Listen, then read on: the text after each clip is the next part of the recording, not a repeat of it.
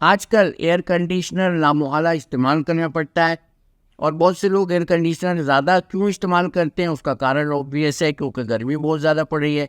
गर्मी का इलाज एयर कंडीशनर है। घर में रहना पड़ रहा है इसलिए और एसी से एक्सपोजर बढ़ रहा है। तो कुल मिला के एसी से जो हमारा एक्सपोजर है वो बहुत ज़्यादा हो रहा है। ऑफिसेज में भी हो रहा है, गाड़ी में भी हो रहा है। तो हम एसी के बगैर नहीं रह रहे हैं।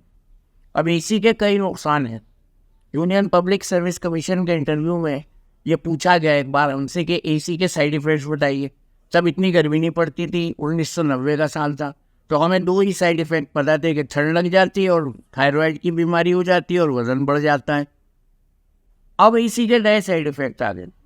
सबसे पहला साइड इफ़ेक्ट है कि आपकी बॉडी की जो क्षमता है सर्दी गर्मी से लड़ने की वो कम हो जाती है। आपकी एक्लिमेटाइजेशन बिल्कुल ज़ीरो हो जाती है। जैसे अभी मैं इस रिकॉर्डिंग के समय पंखा और एसी बंद करके कर रहा हूँ तो मुझे 2 मिनट के बाद गर्मी लगनी शुरू हो जाएगी और मुझसे रहा नहीं जाएगा। ये नुकसान होता है। दूसरे, जब हम सोते हैं तो सोते समय पैर खुल गया, हल्की चादर ओढ़ी या नहीं ओढ़ी, एक करवट से लेटे रहे और उस पर एसी का ब्लास्ट पड़ता रहा, तो मसल्स जो हैं जो सुबह के थके हुए हैं वो स्पैज़्म में चले जाते हैं। अब क्या होता है, क्रैम्प्स हो जाते हैं, कड़वाल जिसको कहते हैं आम भाषा में। तो वो क्रैम्प्स जो हैं जान निकाल देते हैं और हम सोचते हैं चलो हमने आज बादी खाना खाया था या उड़द की दाल खा ली थी उस शोरे। नहीं, वो एसी के कंटिन्यूस कोल्ड एक्सपोजर से मसल्स की क्राई है कि मसल्स रिलैक्स होना चाहते हैं। वो रो रहे हैं मसल्स स्पैज़्म की शक्ल में कि वो मसल्स रिलैक्स होना चाहते हैं।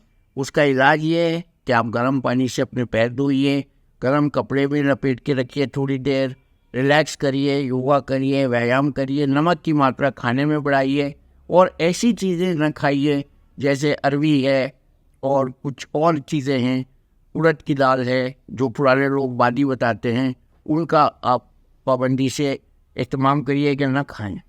इसके अलावा हीट क्रैम्प से बचने के लिए मैग्नीशियम बहुत ज़रूरी है, कैल्शियम बहुत ज़रूरी है और पोटेशियम बहुत ज़रूरी है। पोटेशियम सबसे अच्छा केले और नारियल के पानी में, फ्रूट जूस में मिलता है।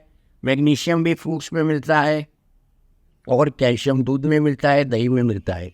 इसके अलावा ट्रेस एलिमेंट्स जैसे आयरन है, जिंक है, वो भी बहुत ज़रूरी है। तो एक अच्छी मल्टीविटामिन खाइए जिसमें सारे मल्टीविटामिन हो, ट्रेस एलिमेंट हों और बी कॉम्प्लेक्स ग्रुप के विटामिन हों।